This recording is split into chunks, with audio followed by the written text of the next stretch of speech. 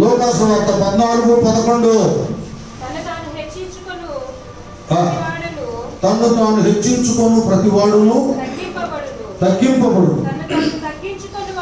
తను తాను తగ్గించుకున్నవాడు.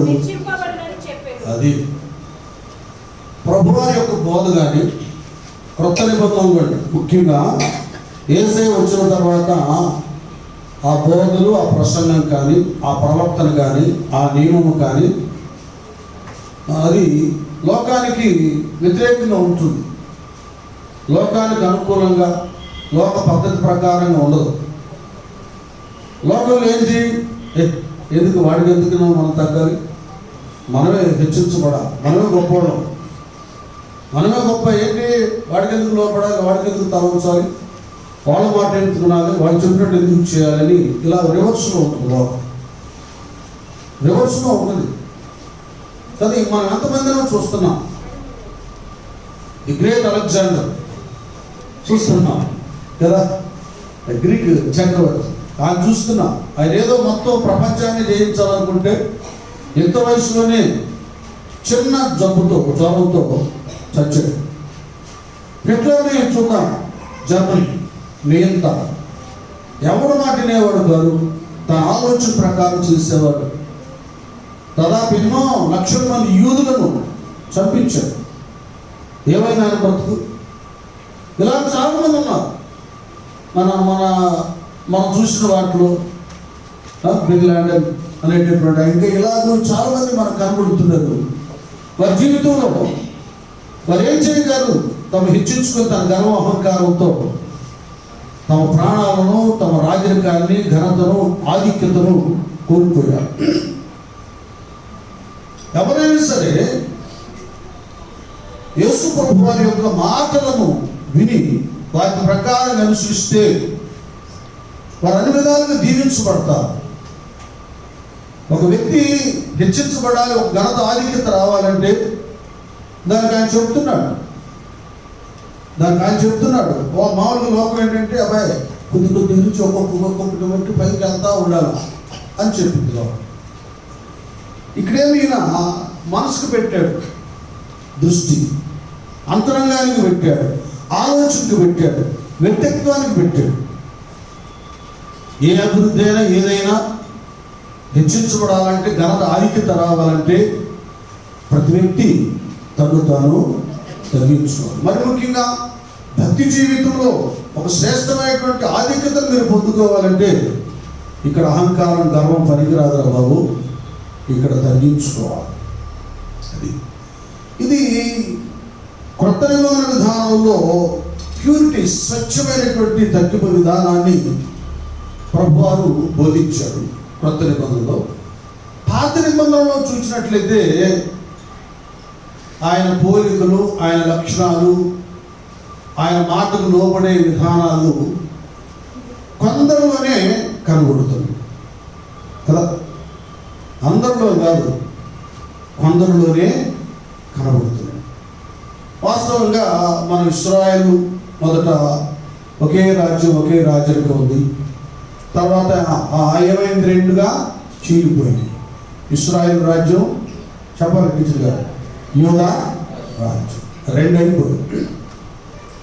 దాదాపు యూదా రాజుల్లో దేవునికి విధేయులుగా ఉండి చాలామంది బహు ఉన్నతంగా దీవించబడ్డారు. ఇశ్రాయేలు రాజుల్లో మరి దాదాపుగా చాలామంది వ్యతిరేకులై వాళ్ళ ఆరాధన కూడా దైవానికి వ్యతిరేకంగా చేసి వాళ్ళు చాలామంది నష్టపోయినటువంటి వాళ్ళు ఉన్నారు. ఈ యూదా రాజుల్లోనే ఉజ్జియా మరికొందరు. అసలు రాజరికంలో మొదటి రాజు సౌలే గర్వించాడు. నాశనానికి ముందు, చెప్పండి, నాశనానికి ముందు గర్వం నడుస్తుంది. తాను దేవుడి మాటలు లేదు, దైవ సేవకుని మాటలు లేదు, యాజకుల మాటలు లేదు. సౌలు తను గర్వించి అతిశయించిన దాన్ని బట్టి చివరికి తన రాజరికాన్ని, తన ప్రాణాన్ని పోగొట్టుకున్నాడు. మనకు బాగా తెలిసినటువంటి వారిలో యూదా రాజుల్లో ఉజ్జియా తాను స్థిరపడిన తర్వాత ఏమయ్యాడు, మనస్సున గర్వించి.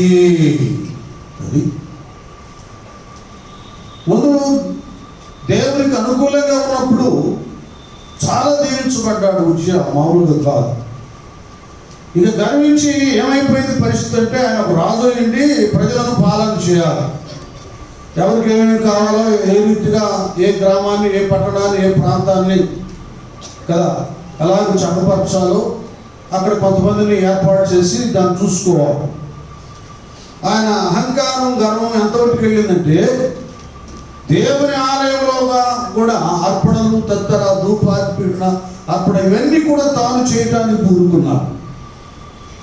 వెళ్ళాడు, ఆలయానికి వెళ్ళినప్పుడు ఆ పని చేస్తుంటే కొంతమంది రోషం కలిగినటువంటి యాజకులు, అయ్యా ఈ పని నువ్వు చేయడం సరైనది కాదు, నువ్వు ప్రజలను పాలన చేయడం వరకు నీ వంతు, నీవు ఆలయంలో ప్రవేశించి ఈ ధూపాన్ని చేత పట్టుకుని ఇలాంటి నువ్వు చేయకూడదన్నప్పుడు చాలా గర్వించి చాలా కోపంతో వాళ్ళు త్రోసివేశారు అన్నమాట. వెంటనే దేవుడు దృష్టించాడు. ఉజ్జియాకు ఏం పుట్టించాడు? నొసట. అది మరి అన్నడు దేవుని మందిరంలో ఆలయంలో ప్రవేశించకుండా దేవుడు త్రోసి వేశాడు. ఇలా అహంకారులు గర్విస్తున్నా ఇదే రీతిగా మనం ఆలోచించుకుంటూ వెళ్తే, మొదటి దినవృత్తాంతాల గ్రంథంలో దావీదు చూడండి, ఆయన గురించి 17వ అధ్యాయము 16 నుండి 17వ అధ్యాయం 16 నుండి మనం చదువుకుంటూ వస్తే 17 మొదటి దినవృత్తాంతాలు 17, 16.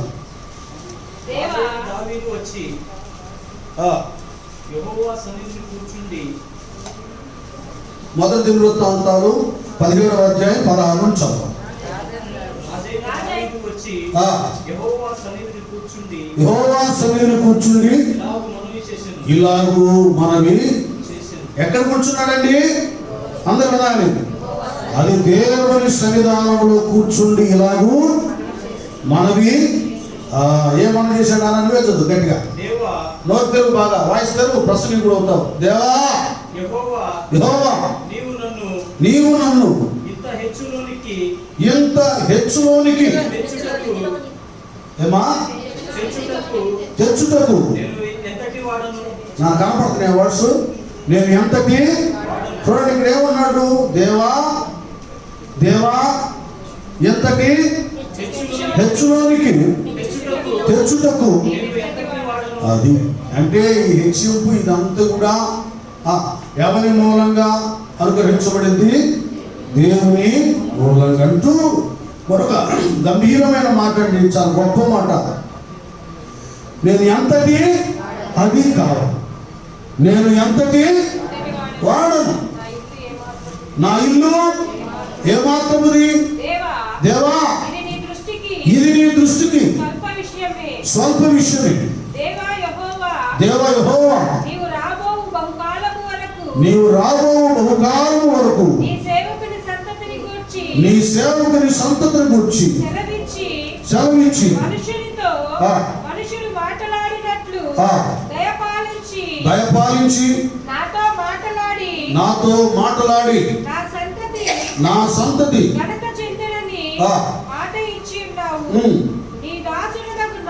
నీ దాసుడులకు నాకు కలగబోవు ఘనతను గూర్చి దావీదును నీ దాసుడనైనా నేను నీతో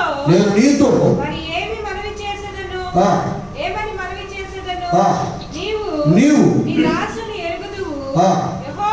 యెహోవా నీ దాసుని నిమిత్తమే ఈ నీ చిత్త ప్రకారము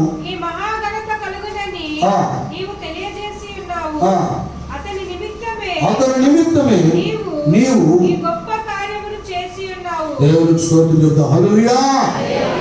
ఇక్కడ తాను ఒక గొర్రెలు కాచుకునేవాడు రాజైన తర్వాత కొంతమంది ఒక స్థితి వచ్చినాక వెనకటి స్థితి మర్చిపోతారు. తన స్థితి ఏంటో, తన బ్రతికేంటో అవి మర్చిపోతారంట. దావీదు తన జీవితంలో ఆయన ఎంతగా హెచ్చించబడటానికి, దీవించబడటానికి ముసలాడైనా కూడా ఆ ఉన్నతమైన స్థితిని, స్థానాన్ని పోగొట్టుకోకుండా ఆ తదుపరి తన కుటుంబానికి కూడా శాశ్వత కృపను పొందుకుంటాను గల కారణం ఈ తగ్గింపేనండి. ఈ తగ్గింపు జీవితమే. తన యొక్క స్థితిని ఉన్నతంగా మార్చివేసి, అయ్యా అసలు ఇంతగానో నన్ను హెచ్చించడానికి నేను ఏ పార్టీ, నా కుటుంబం కూడా గొప్పది కాదు కదా. బెత్లెహేం అనే ఒక చిన్న గ్రామంలో ఒక సామాన్యమైనటువంటి కుటుంబం, ధనవంతులు కాదు, మన ఘనమైనటువంటి వ్యక్తులు కాదు. అయినా కూడా నన్ను ఎంతగానో హెచ్చించావు, నా కుటుంబానికి, నా బిడ్డలకు, సంతతికి ఉన్నతమైన స్థానాన్ని తీసుకుని వచ్చావని తన దేవుని సన్నిధిలో మోకరించి తగ్గించుకొని దేవునికి విజ్ఞాపన చేస్తున్నాడు. అది కనుకనే దావీదు జీవితంలో దేవుడు ఒక ఉన్నతమైన స్థితిని, స్థానాన్ని కలుగా చేశాడు. ఈయన యేసయ్య మాటలకు లోబడుతున్నట్లు ఆయన గాను, అలాగే మరి యేసు ప్రభు వారు ఆ తగ్గింపు జీవితం కలిగినటువంటి వారిగాను ప్రభు వారికి ఒక మాదిరిగా సూచనగా కనబడుతున్నాడు దావీదు గారు. రాజు కదా, అవసరమే ఉంది. వాళ్ళ మీద వీళ్ళ మీద శాసించడం, అది చేయడం, ఇది చేయడం, తన ఆ ఘనతను, ఆధిక్యతను ప్రదర్శించడమే రాజులకి అదే వాళ్ళకి సరిపోయేది, అదే వాళ్ళకి ఇష్టమైంది. ఎక్కడా వారు తగ్గించుకొని ఉండరు, తగ్గరు. ఇక్కడ ఈ రాజు దేవుని కృపలో ఉన్నాడు కనుకనే తనడు వినయము, విధేయత, సాత్వికత, తగ్గింపబడేటటువంటిది కనబడతా ఉంది. అయితే మనం ఇంకొక రాజు దగ్గరికి వెళ్దాం, దానియేలు గ్రంథానికి వెళ్దాం.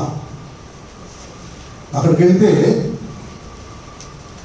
దానియేలు గ్రంథంలో 4వ అధ్యాయం మనం చూస్తే, నేను మీకు అంతా ఒక అద్భుతంగా చెప్పేస్తాను. ఈ 33వ వచనం 4వ అధ్యాయం 28 నుంచి చూడండి. 28 నుండి చూడండి. 28 నన్ను ఒక్క నిమిషం అలాగే చదువుతాం. నేను మన విశ్వాసం మనందరం హెచ్చరించుకోవాలి. ఈ రాజుగారికి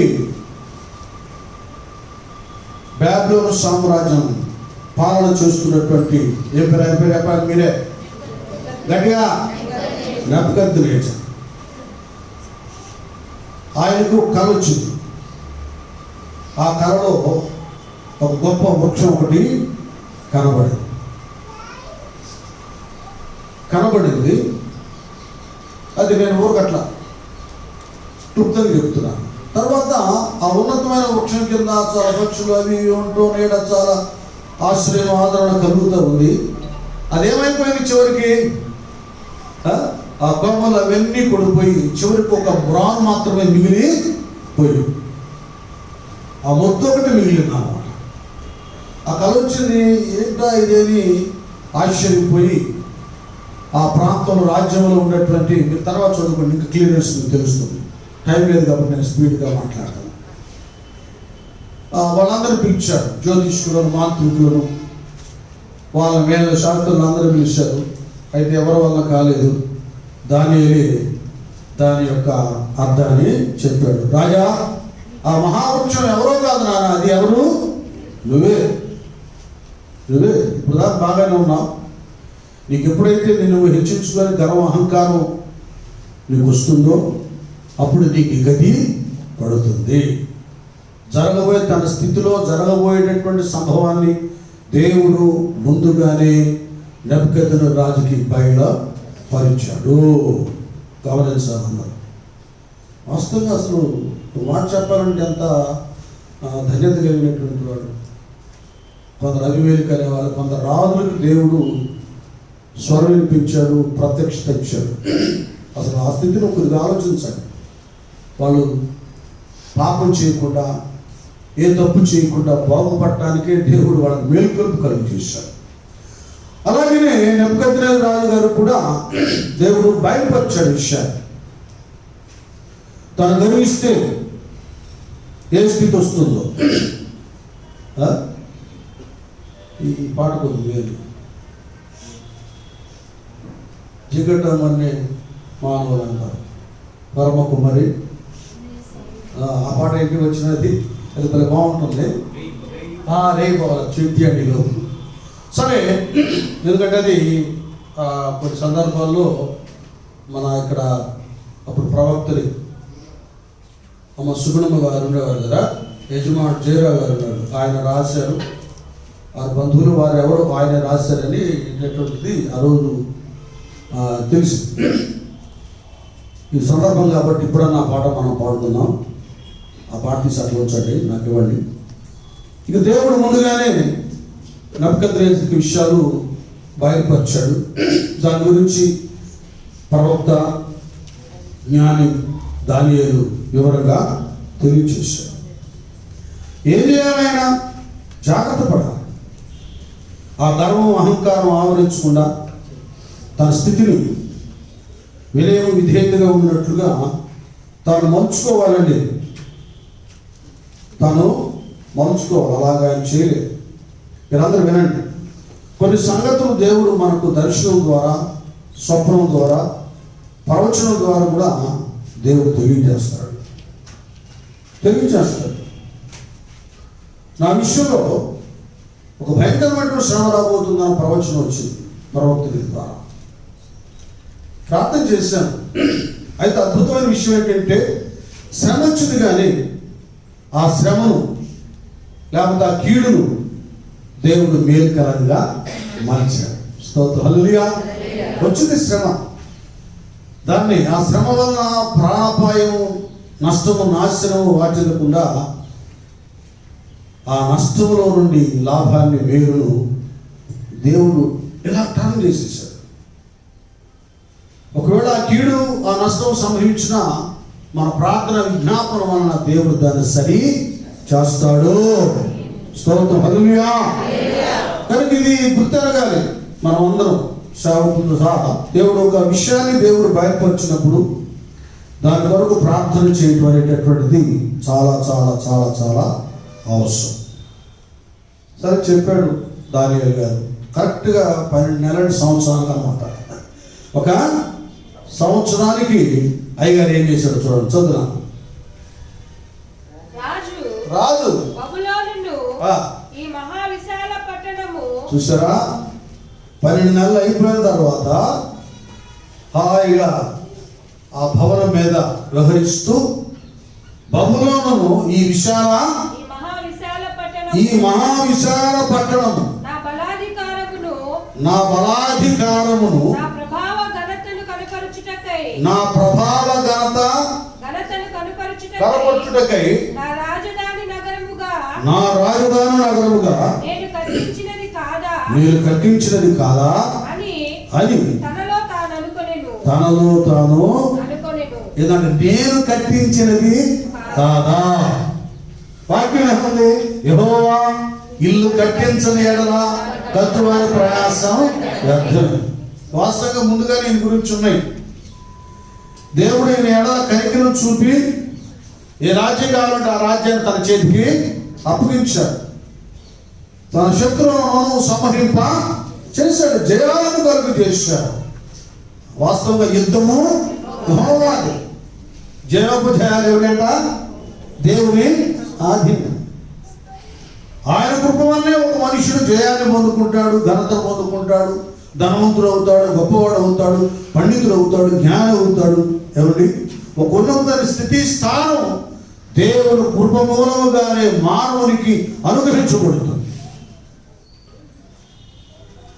ఈయన జీవితంలో చేసిన భయంకరమైన పొరపాటు ఏంటంటే, దావీదు గారి లాగా నా ప్రాణమా యెహోవాను, నా అంతరం సమస్తమైన పరిశుద్ధ నామమును సన్నతించు, ఆయన చేసిన ఉపకారములు దేనిని అని దేవునికి స్తోత్రాలు చెల్లించే మనసు లేదు.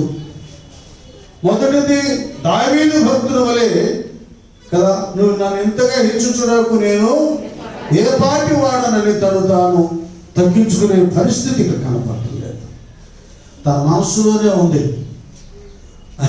తన నోట ఆ మాట, ఈ మాట ఉండగా ఆకాశము నుండి అది అతనికి ఎక్కడొచ్చిందో చెప్పండి. ఎక్కడో కొత్త నిబంధనలో సువార్తలు ఎక్కడో మీరే చెప్పాలి. చాయిస్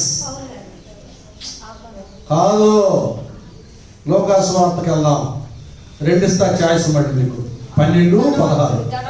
12-16 ఎందులో? లోకాసు వార్త 12లోనా 16లోనా?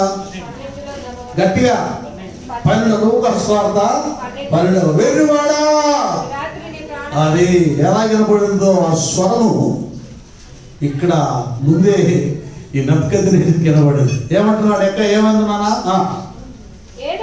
ఏదనగా ఇదే నీకు ప్రకటన, నీ రాజ్యము నీ యొద్ద నుండి తొలగిపోయెను. అదే చూసారా ఎలా ఉంది చూడండి. హెచ్చించుకుంటే, గర్విస్తే, నేను, నా జ్ఞానము, నా బలము, నా శక్తి అనుకుంటే ఇదిగో ఈ గది పడుతుంది. ఎవరికైనా చదువుకున్న బిడ్డలు, నాకు ఈ ఇంజనీరింగ్, ఈ డాక్టర్, లేకపోతే ఐపీఎస్, ఐఏఎస్ ఏవి ఉన్నాయి పెద్ద చదువులు, అవి ఏదో నీ జ్ఞానం అనుకుంటే అది నీ పిచ్చి. దేవుడు నీకు ఇచ్చిన జ్ఞానం. ఒక ఉద్యోగం, హోదా నీకు ఇవ్వబడితే అది దేవుడు నీకు ఇచ్చినటువంటి ఉద్యోగం. అది ప్రతి దేవుని బిడ్డ గుర్తెరుగా కదా. నాకు ఇంత తెలియదు కాబట్టి ఇది వచ్చింది అనుకుంటుంటా. నీకంటే తెలివైన వాళ్ళు ఉన్నారు. దేవుడు నీకే ఇచ్చాడు ఆ స్థితిని, స్థానాన్ని. అంటే ఒకసారి అర్థం చేసుకో. దేవుడు ఎంతగా నిన్ను ప్రేమిస్తున్నాడు, హెచ్చించడానికి ఇష్టపడుతున్నాడు. మరి నువ్వు దేవుని దగ్గర ఎలా ఉన్నావు? ఈ నెబుకద్నెజరు వలె ఉన్నావా? ఆ లోకాసు వార్త 12వ అధ్యాయంలో ఉన్న ధనవంతుడు వలె ఉన్నావా? వాక్యం ఎరిగి కూడా కొంతమంది తన గర్వం, అహంకారాన్ని తగ్గించుకోరు. వాక్యానికి లోబడి వినయము, విధేయత కలిగి ఉండరండి. ఒక స్థితి, హోదా కలిగినప్పుడు వారి సహవాసాల్లో కానీ ఇతర సహోదరుల మధ్య మేము ఒక స్పెషల్ అన్నట్లుగా అనుకుంటుంటారు. అది సరైనది కాదు. బక్సింగర్ సహవాసంలో పెద్ద పెద్ద ఆఫీసులు ఉన్నారు. అందులో కలెక్టర్లు ఉన్నారు, డాక్టర్లు ఉన్నారు, ఇంజనీర్లు ఉన్నారు, ఉన్నతమైన ధనవంతులు ఉన్నారు. వాళ్ళు ఏం చేస్తారు తెలుసా? కింద కూర్చుంటారు, మోకరిస్తారు, చాపం తీస్తారు, మందిరం ఊడుస్తారు, శుభ్రం చేస్తారు. అయ్యగారు ఉన్న ఆ రోజుల్లో మరి ఇప్పుడు ఎట్టనో మనకు తెలియదు. ఆ కుటుంబాలన్నీ దీవించబడతాయండి. ఎందుకంటే వాళ్ళు దేవుడు సన్నిధిలో తగ్గించుకునే వ్యక్తులు కాబట్టి దేవుడు వారిని ఎంతగానో హెచ్చించారు. చాలామంది అక్కడక్కడ చాలా తగ్గింపులో ఉంటారు.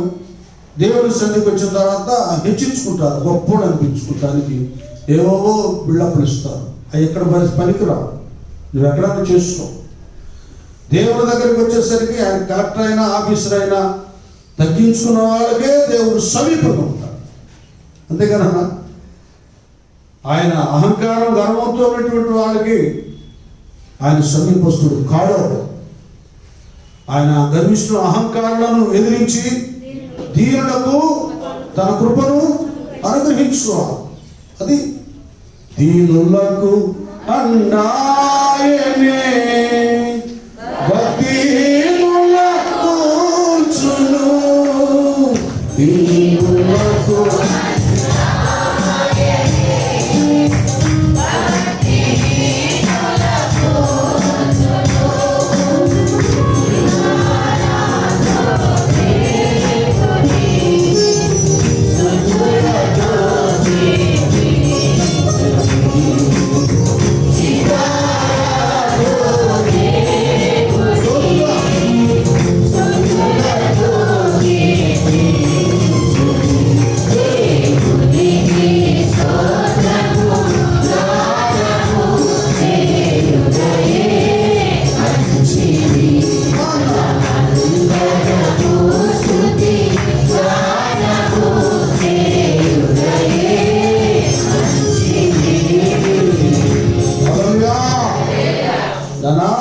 గర్వించి హెచ్చించుకొని నా వలనే ఎన్ని జరిగింది అనేటువంటి ఆయనకి ఏ దుర్గతి పెట్టిందో చూడండి. ఆ చదువు నెక్స్ట్. తమ యొద్ద నుండి మనుషులు నిన్ను తరిమెదరు, నీవు అడవి జంతువుల మధ్య నివాసము చేయించు, పశువుల వలె గడ్డి వేసెదవు. సర్వోన్నతులకు దేవుడు మానవుల రాజ్యము పైన అధికారి అయ్యుండి తానెవరికి దాని అనుగ్రహింప ఆ, వారికి అనుగ్రహించునని నీవు తెలుసుకున్న వరకు 7 కాలములు ఆ, నీకు ఇలాగు జరుగునని చెప్పాను. అది 7 కాలములు నీకు ఇలాగు జరుగునని. 7 కాలాలంటే ఆ భాషలో 7 సంవత్సరాలు. అది ఇలా గర్విస్తే, హెచ్చించుకుంటే ఒక పశువులాగా అడుగులో గడ్డి మేయించింది. గడ్డి వేసేటట్టుగా చేసాడు అభ్యర్థులేసింది దేవుడు. గర్వం అనేది పనికిరాదండి దేవుని భక్తులకు ముఖ్యంగా. అంటే నా అనుభవంలో చెప్తా కొన్ని సంగతులు, 1, 2 ఎక్కువ కాదు. దేవుడు ఆ కుటుంబాన్ని చాలా ఒక హీన స్థితిలో ఉన్న కుటుంబాన్ని ఒక ఉన్నతమైన స్థితిని ఇచ్చాడు. ఇసురుకోవడానికి విసురుగాలు లేనటువంటి ఆ రోజుల్లో వాళ్ళకి కూలర్లు, ఫ్యాన్లు చాలా గొప్పగా ఇచ్చేసారు, చాలా ఇచ్చారు. ఇంకెలా ఉండేదంటే సేవకుల చేతే వాళ్ళు పరిచయం చేయించుకునేవారు. వాళ్ళు సేవకులే, సేవకుల చేతే పరిచయం. సేవకు ఆ రోజులు ఇప్పుడు లేదంటే ఇప్పుడంతా ముదురు లేని సేవకులు, అటువంటి లేదు అంత పరిచయం చేసేవాళ్ళు. అసలు సంఘబద్ధలే లేదు, అటువంటి అంత లేదు, చాలా చేసేవాళ్ళు. ఒకసారి నన్ను కూడా ఆయన వాళ్ళ అబ్బాయి ఆ కాలు ఆ బురదలో బట్టలను పడింది. నేను ప్రింటర్ చదువుతున్నాను, మీటింగ్కి వెళ్ళిపోయి నన్ను కాళ్ళు కడగమంటున్నాను. అప్పుడు ఇంకా నువ్వు పూర్తిగా రాలేదు కదా, చాలా కోపం ఎక్కింది. ఫోన్లే మళ్ళీ పిలిచిన ఫీల్ అవుతారని అడిగాను. అయితే వాడు పెద్దోడు ఏమయ్యాడు తెలుసా, డబ్బులు ఎక్కువైపోయి బాగా తిని పాపం చేయడానికి అలవాటుపడి ఎయిడ్స్ వచ్చాడు. నేను ఎందుకు చెబుతున్నానంటే వాడి మీద ద్వేషం కాదు. దేవుడు మనకిచ్చిన ప్రతిదాన్ని జాగ్రత్తగా కాపాడుకోవాలంటే, అది నిలిచి ఉండాలంటే గర్వం, అహంకారం అనేది ఉండకూడదు. వాళ్ళు ఏం చేసేవాడు తెలుసా, తిని ఎక్కువైపోయి ఏం చేయాలో ఆ కుడి తొట్లు అటు ఇటు తన్నారు, డైట్సాలు, కూరలు పడేసేవాడు. తినడానికి లేకుండా చాలా మంది అలవాటిస్తారు. ఇవన్నీ చాలా చాలా చూశాను. ఆ పిల్లడు కొత్త డ్రైవర్ ఏదో చేశాడు, మిస్ అవుతా పడేసాడు. పిల్లలకి తెచ్చుకున్న వస్త్రాలు మళ్ళీ ఉతికి మళ్ళీ అట్లా చేస్తాం. ఇవన్నీ చాలా చూశారు. అక్కడ కొంతకాలానికి ఏమైందంటే తినటానికి తిండి కూడా లేకుండా పోయింది. వీళ్ళు ఎవరో కాదు, సేవలో ఉన్నవారే. నేను వాళ్ళని విమర్శించడానికి చెప్పలేదు, నేను వాళ్ళని చూసి నేర్చుకున్నా. ఏం నేర్చుకున్నా? ఇలా ఉండకూడదు, ఇలాగ గర్వంగా అహంకారంగా ఉంటే ఇదే గతి నాకు పట్టింది అనే ఒక పాఠం నేర్చుకున్నామండి. నేను ఎప్పుడు నాకు ఎంత ఉంది అంత ఉంది, ఆ సేవకులకి ఇన్ని 100 మందికి నేను ప్రసంగించాను, లేకపోతే వాళ్ళకి ఎంత సహాయం అది చేశాను, ఈ గొప్ప కాదు నాకు. నేను ఏ స్థితి స్థానం నుండి వచ్చాను అది నేను మర్చిపోన్నాను. అదే స్థలంలో పడుకుంటానికి చాప కూడా లేని పరిస్థితి. అది మొత్తం మా నాన్న బేరం పెట్టేశాడు అమ్మేయటానికి.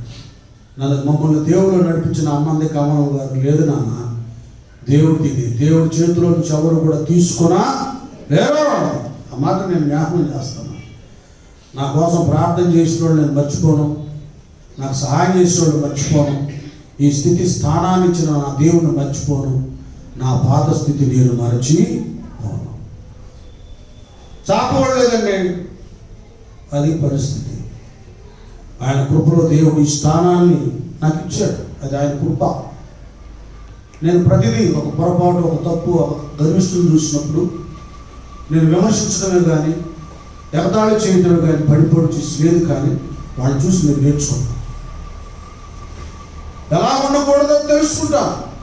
అది లేకుండా నా బ్రతుకుని నేను జాగ్రత్తగా ఇంతవట్టిగా ఆయన కృపను బట్టి కాపాడుకుంటూ వచ్చాను. నేను నిలబడ్డానంటే ఇది కూడా దేవుడి కృపే, నా శక్తి కాదండి.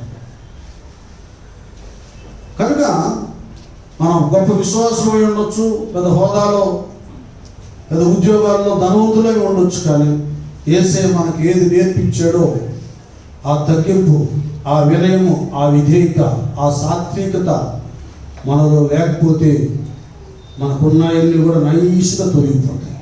ఒక్కొక్కటి తెలియకుండానే వెళ్ళిపోతాయి. వాళ్ళు కూడా అంతవరకు వచ్చారంటే పరిస్థితి ఇంట్లో సెట్ చేసిన ఫ్యాన్ కూడా అమ్మేసుకున్నారు. అంత పట్టుకు అలా ఎందుకు చేసుకోవాలి? బుద్ధి జ్ఞానాల సర్వ సంపదలు మన దేవుని యందు. ఇంకా ఏం చేయాలి? ఇంకొకటి శ్రమ వలన, కష్టం వలన, సువార్త వలన పోగొట్టుకుంటూ అది వేరండి. సువార్త వలన పోగొట్టుకుంటూ అది వేరు. అది దేవుని పని కొరకు, ఆత్మల రక్షణ కొరకు. దానికి పరమందు ఫలం ఉంటుంది. ఇక్కడ యోగు భక్తుల వలె దేవుడు రెండంతలుగా మనలను ఆశీర్వదిస్తాడు. అది వేరు నాన్న. స్వార్థ విషయమై ఎంతమంది అంతంత ఏమేమి పోగొట్టుకున్నారు. మరి ఆ వర్ష రాష్ట్రంలో హతసాక్షి అయ్యాడు కదా గ్రహం స్టేట్ గారు. అమ్మగారు అయితే వాళ్ళని క్షమించమని, యజమాని బిడ్డలు చనిపోయిన క్షమించమని ప్రార్థించింది. అందులో ఒక వ్యక్తి, దారసింగ్ అనే వ్యక్తి మారు మనసు పొంది రక్షించబడ్డాడు. ఈ దినాన మనము ఆ ఫ్యామిలీ హతసాక్షి దాన్ని బట్టి కొద్దిగా మనం సిగ్గు తెచ్చుకుంటున్నాం. మనకి ఏ కష్టం లేదు, మన హాయిగాని సువార్తను ప్రకటిస్తున్నాం కదా, ఏది మన త్యాగం అనేటటువంటిది మనల్ని హెచ్చరిస్తాము ఏనా. కాబట్టి దేవుని సన్నిధానంలో సువార్త నిమిత్తమై, సేవ నిమిత్తమై, భక్తి నిమిత్తమై మనం తగ్గించుకున్నా, పోగొట్టుకున్నా, కొన్ని దూరమైపోయినా యేసు రక్తమే జయం. మళ్ళా రెట్టింపు మనం పొందుకోవచ్చు. కానీ గర్వించి అహంకారులమై దేవుడికి వ్యతిరేకంగా ప్రవర్తించి పోగొట్టుకుంటే మరలా పశ్చాత్తాపం కలిగి ఉంటేనే తప్ప మరలా అది మన సొంతం కాదు. నాన్న ఇక వెళ్ళిపోదామా? 7 సంవత్సరాలు ఏం వేసాడు ఈయన? గట్టి వేసాడు. ఇప్పుడు ఆయన పశ్చాత్తాపాన్ని గురించి తీసుకున్నాను వచ్చిన అక్కడ. అది 7 సంవత్సరాలు అయిపోయిన తర్వాత అదే ఇప్పుడు ఏ బుద్ధి వచ్చింది? గలవాడనై నా కన్నులు ఆకాశము తట్టు ఎత్తి దేవునికి స్తోత్రము చేసి గణపరిచి స్తుతించి ఆయన ఆధిపత్యమును చిరకాలము వరకు ఆయన రాజ్యము తరతరములకు నున్నవి. భూనివాసులందరూ ఆయన దృష్టికి రానివారు. ఆయన పరలోక సేన ఎడలను భూనివాసుల ఎడలను తన చిత్తము చొప్పున జరిగించువాడు. ఆయన చేయి పట్టుకొని నీవేమి చేయుచున్నావని. అదే ఆయన చిత్తాన్ని జరిగిస్తుంటాడు. ఆయన చేయి పట్టుకొని నీవేమి చేయుచున్నావని ఆయనతో చెప్పుటకు ఎవడును ఎవరు కాదు సమర్థుడు కాడు. ఆ సమయమందు నా బుద్ధి, నాకంటే నెబుకద్నెజరు బుద్ధి మరలా దేవుడు అతనికి ఇచ్చాడు, వచ్చాను. రాజ్య సంబంధముకు ప్రభావమును నా ఘనతయు నా తేజస్సును నాకు కలిగెను. అది ఘనతను, తేజస్సును, అధికారం మళ్ళీ ఆయనకి కలిగింది. ఎప్పుడు? తనకు మంచి బుద్ధి వచ్చి, తన మనసు మారిన తర్వాత, పశ్చాత్తాపతుడైన తర్వాత, తను తగ్గించుకున్న తర్వాత దేవుడు మరలా నెబుకద్నెజరు హెచ్చించాడు. గట్టిగా చప్పట్లు కొడదాం. దేవుని స్తోత్రం. హల్లెలూయా. గట్టిగా హల్లెలూయా. పవలు నీ పద సేవే జీవదాయక చేయుటమేను సాటి లేని దేవుడ నీవే నాడు తోడా నీవే సాటి లేని దేవుడ నీవే నాడు తోడా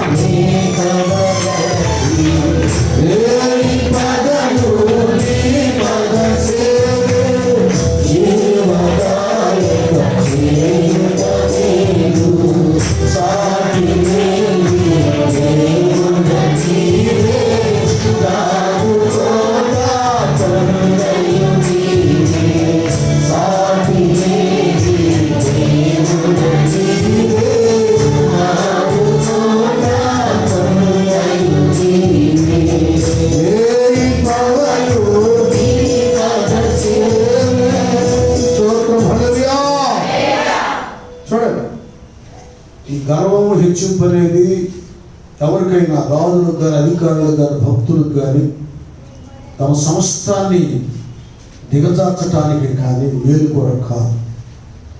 భక్తులు అనబడేటటువంటి వారికి దేవుడు మనకు చెప్పింది అది. ఇప్పుడు క్రొత్త నిబంధనలో యేసు ప్రభు వారికి తెలియజేసింది అదే, తగ్గించుకున్నాడు. పాత నిబంధనలో కూడా యెషయా గ్రంథం 57వ అధ్యాయం 15లో ప్రవక్త అయినటువంటి యెషయా గారి ద్వారా కూడా దేవుడు తెలియచేస్తున్నటువంటిది ఇదే మాట.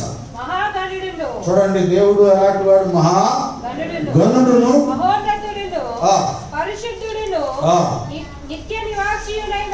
నిత్య నివాసియులైన వాడు ఇలాగు సెలవిచ్చుచున్నాడు.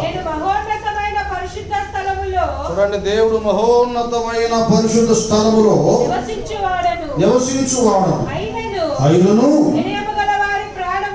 వినయము గల వారి ప్రాణమును ఉజ్జీవింప చేయుటకును నలిగిన వారి ప్రాణమును ఉజ్జీవింప చేయుటకును వినయము గల వారి యొద్దను దీన మనస్సు గల వారి యొద్దను.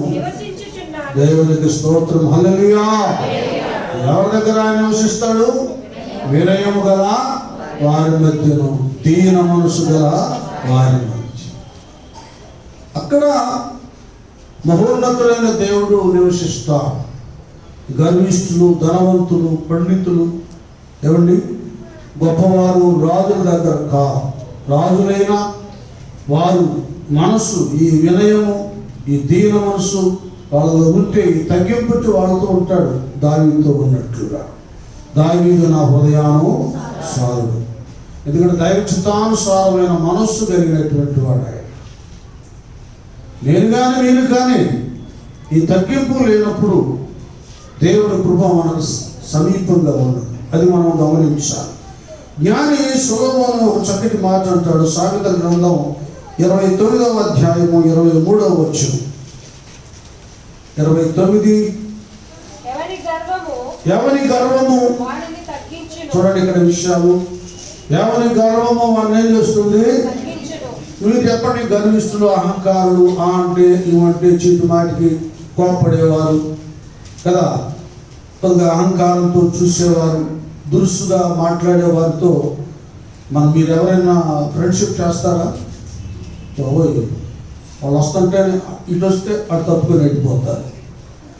వాళ్ళు ఏమైనా అనొచ్చు, మనం ఏదైనా అనొచ్చు, ఆ మాటలు ఏదైనా పట్టుకుంటారు వాళ్ళు కదా. అది పాజిటివ్గా ఉన్న దాన్ని నెగిటివ్గా మలుస్తారు. ఏదో ఒక దురుసు మాట మన మీద మాట్లాడటం జరుగుతుంది. త్వరగా తప్పించు తిరుగుబాటు ధన్యుడు అన్నట్లుగా అలాంటి వారితో స్నేహం చేయం, దూరంగా ఉంటారు చాలామంది. అంతకంటే గర్విష్ఠులైతేనే సన్యాసం రాసుకుంటూ బూడిద అన్నట్లుగా వాళ్ళకు స్నేహం చేయగలరేమో, కానీ దీనులు, సాత్వికులు, మృదువైనటువంటి వారు వారితో ఉండడం కష్టం. దానికి వారు తట్టుకోలేదు. విన్నారా?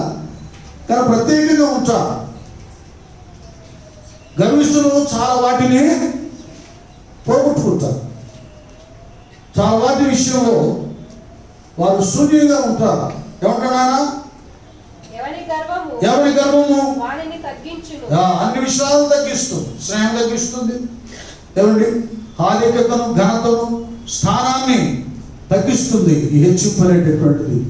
కనుక దేవుని సన్నిధానంలో మీరు 10 మందికి ఆకర్షణీయంగా ఉండాలంటే, 10 మంది మీ మాట వినాలంటే, మీతో కలిసి మెలిసి ఉండాలంటే మీలో తగ్గింపు కనబడాలి. వాడు పెద్దలైనా చిన్నలైనా దేవుని దగ్గర స్థానం సంపాదించుకోవాలంటే వాళ్ళకంటే ముందు నువ్వు వాళ్ళకి వందనాలు చేయాలి. వాళ్ళకంటే ముందు నువ్వు పలకరించాలి. దేవుడు మనకు నేర్పించింది ఇది.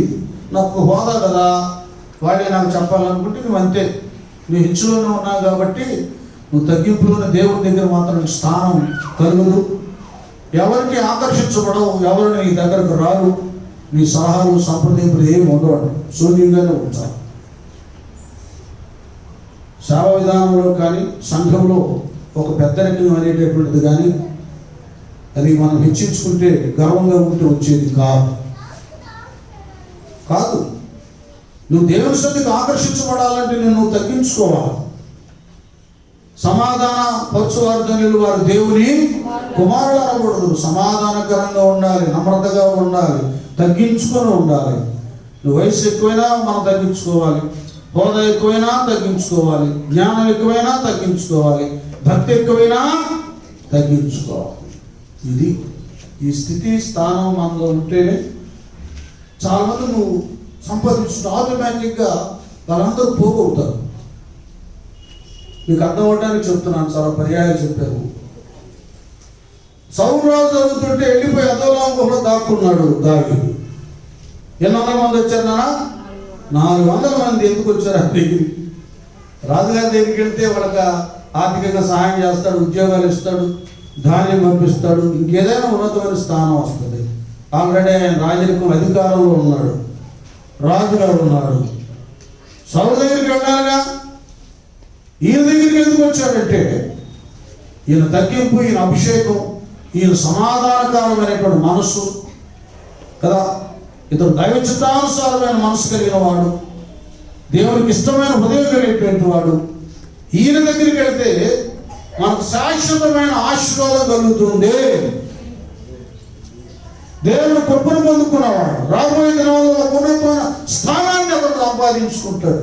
నానా మనలో కూడేది కనబడాలి అన్న ఆత్మ కలిగిన వాడు, ప్రేమ కలిగిన వాడు, ప్రార్థన కలిగిన వాడు అన్నతో స్నేహం చేస్తే మనం కూడా దీవించబడతాం అనేటటువంటిది సంపాదించాలి.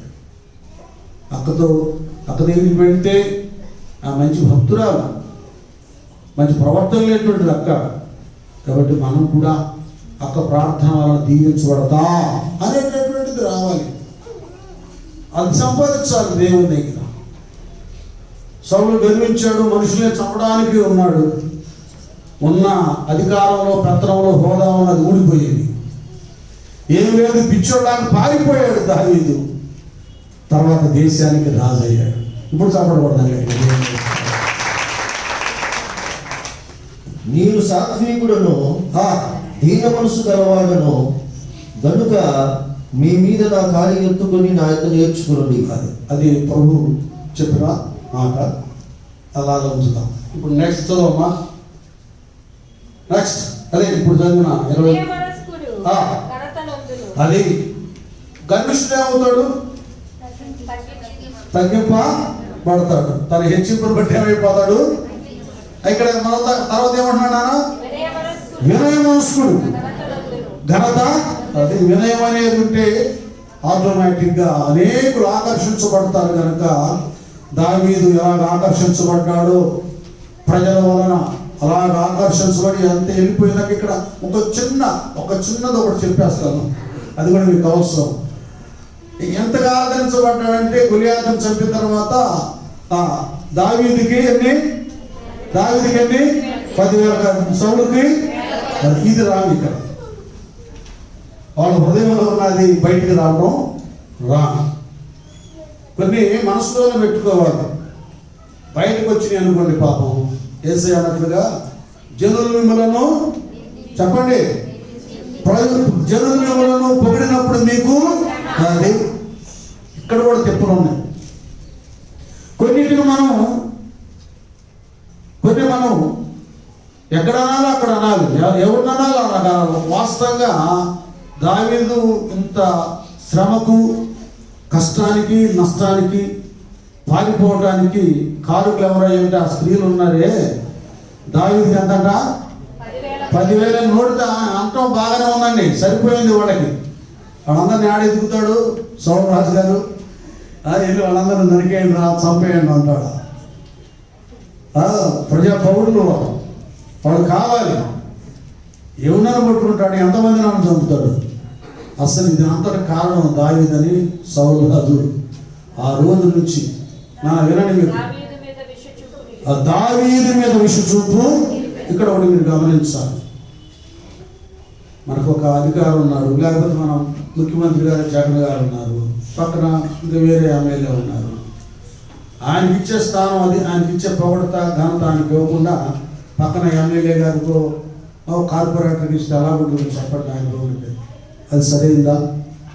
ఇంట్లో నాన్నకి ఇచ్చే గౌరవం తండ్రికి ఇచ్చేది తండ్రికి ఇవ్వాలి, అన్నకి ఇచ్చేది అన్నకి ఇవ్వాలి. ఇక్కడైనా కొద్దిగా బయట ఫోకస్ అవ్వచ్చు, కానీ ఒక రాజరికంలో చాలా జాగ్రత్తగా ఉండాలి. అందుకే యేసయ్య అన్నాడు, పాము వలె వివేకంగా, పావురం వలె ఈ వివేకం అనేది అవసరం. ఒకడు నీకు మనసులో ఆయన కంటే అదే పాస్టర్ గారి కంటే అదొక బెన్నీ, లేకపోతే ప్రసాద్ బలి బాగు చెప్తారు, బాగుంటుంది నీ మనసులో ఉండొచ్చు. అది ఫోకస్ అయితే ఏమైతే మీరు అర్థం చేసుకోండి. ఏమైంది మనకు అమ్మాయి ప్రశాంత్ వచ్చి పాప పిల్లలు తెలియదు, అసలు నాకు పూర్తిగా సునీతమ్మ గారి మీద నమ్మకం, ఆయన ప్రార్థన చేస్తే అన్నీ పోతాను. అదే వేరే అనుకో, ఇప్పుడు నేనెంత కోపడాలి. ఇప్పుడు ఎట్లుందంటే బంధువుల మధ్యలో చిచ్చు పెట్టినట్టు. ఇవి కూడా మనం తెలుసుకోవాలి. ఎక్కడ పొగడాలో, ఎక్కడ ఎవరిని పొగడాలో, ఎక్కడ ఎవరిని హెచ్చరించాలో ఈ జ్ఞానం అవసరం.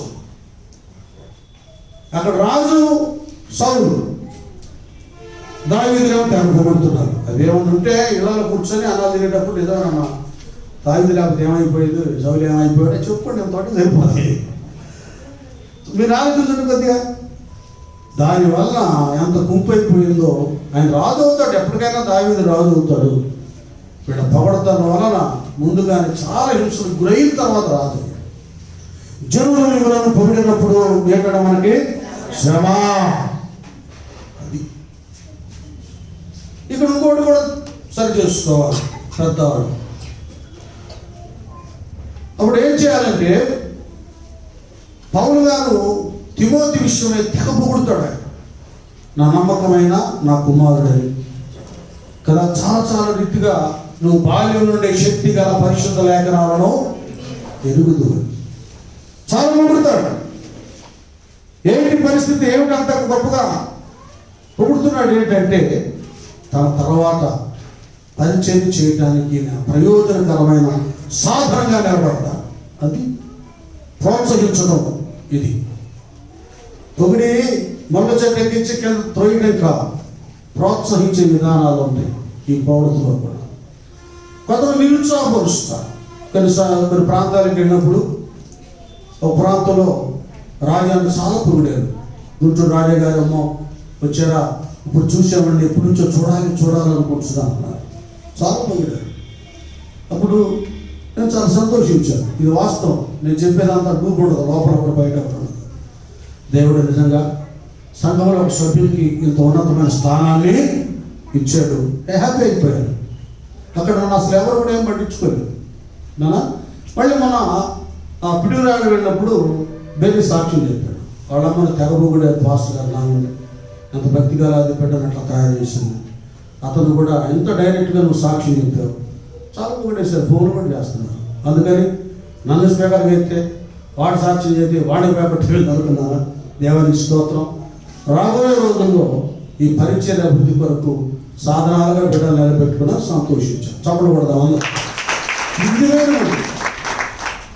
ఇతరులను మన సోదరులు పొగిడినప్పుడు మనం అసూయపడటం అనేటటువంటిది సేవకత్వం, అది సరైనది కాదు. అది రాజరికం కనుక సౌలు దావీదు అది సరిపోతుందేమో, కానీ ఆధ్యాత్మిక విధానంలో ఒక నాయకుడు ఉన్నప్పుడు పక్కన పొగడటం సరైనది కాదు. ఒకవేళ ఆ పొగడత విన్నా కూడా దాని గురించి నాయకుడు అసూయపడటం కూడా సరైనది కాదు. ఇక్కడ మీరు అర్థం చేసుకోవాలి విషయం.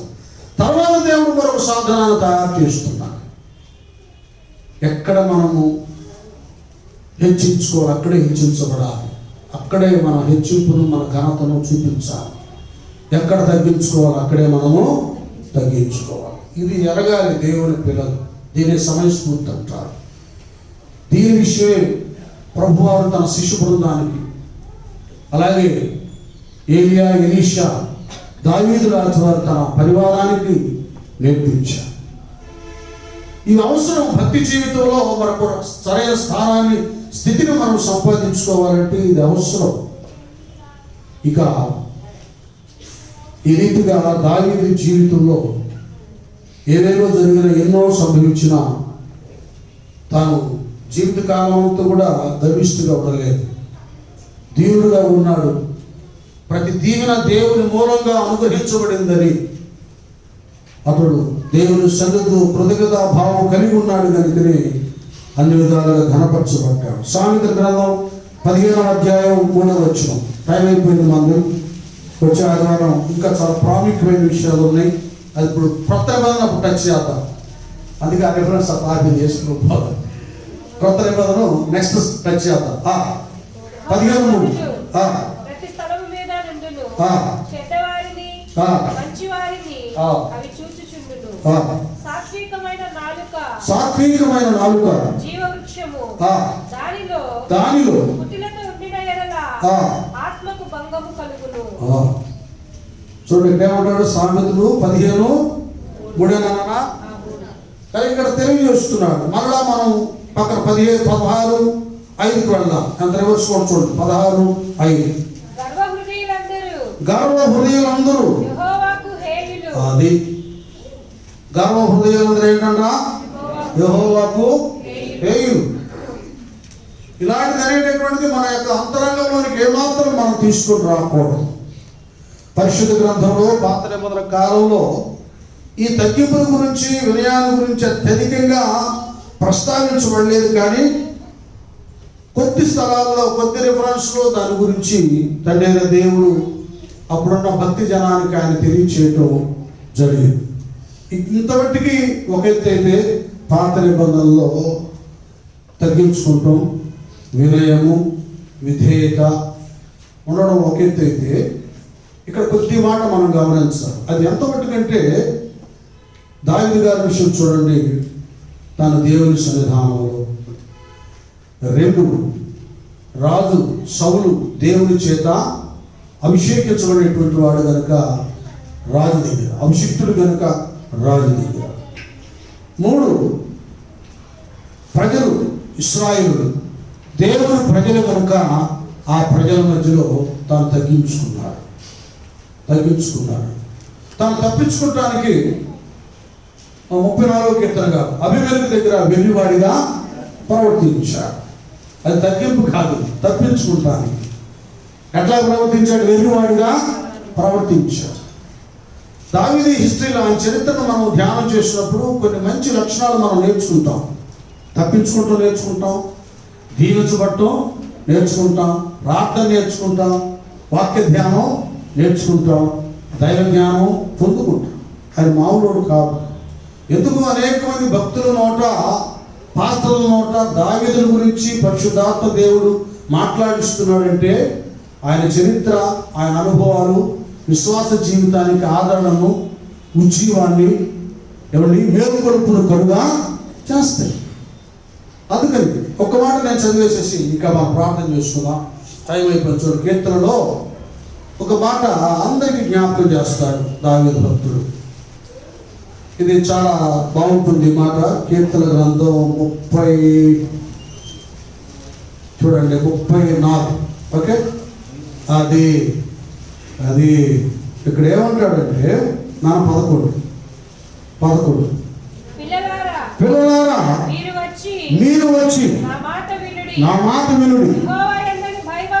యెహోవా యందలి భయభక్తులు మీకు నేర్పేదను.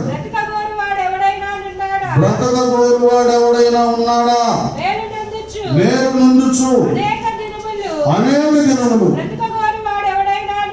బ్రతకగోరువాడు ఎవడైనా ఉన్నాడా? చెడ్డ మాటలు పలకకుండా నీ నాలుకను కపటమైన మాటలు పలకకుండా నీ పెదవులను కాచుకొనుము. కీడు చేయటం మాని మేలు చేయు. సమాధానమును వెతకి దానిని అది బోధిస్తున్నాడు. సమాజం అంతా కూడా ఇది ఎవరికి ఎత్తరండి? ఒక బోధకుడు అయిపోతాడు. ఈయన దగ్గర చాలా లక్షణాలు ఉన్నాయి. ప్రవక్త, ఆప్తో పొందుకొని ప్రవక్త అయ్యాడు. ఏమండి, తన దైవ జ్ఞానంతో, అనుభవంతో బోధకుడు అయ్యాడు, రాజు అయ్యాడు. యాజకత్వం నిర్వహించేటటువంటి ఆ తత్వాలు కూడా, లక్షణాలు కూడా ఆయన దగ్గర ఉన్నాయి. ఇవన్నీ శ్రేష్టమైనవన్నీ కనపడుతుంది.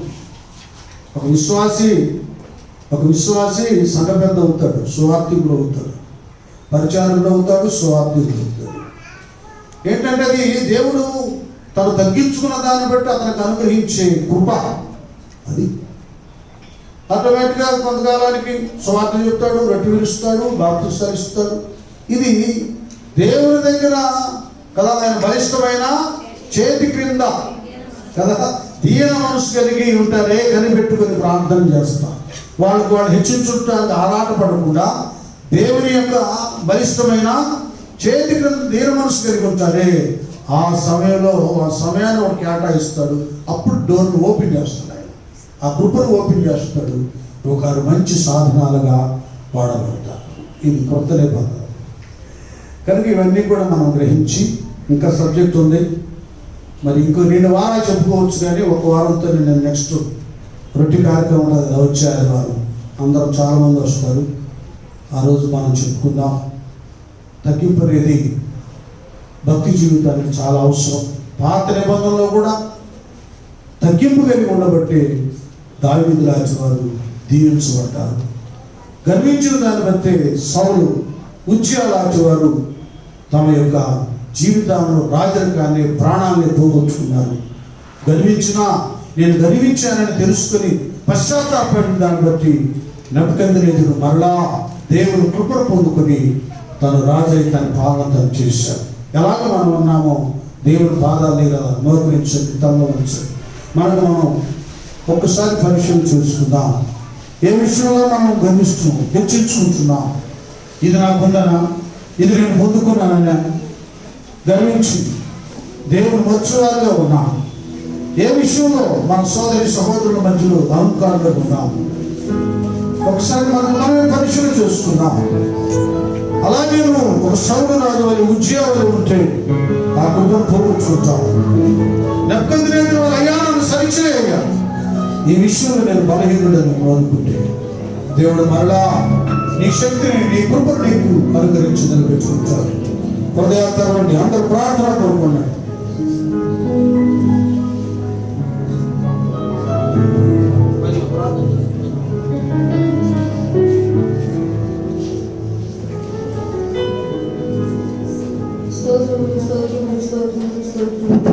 మహాగణుడ, మహోన్నతుడైనటువంటి తండ్రి, మీ ఘనమైనటువంటి నామం బట్టి మీ స్తోత్రాలు చెల్లిస్తూ ఉన్నాను. గడిచినటువంటి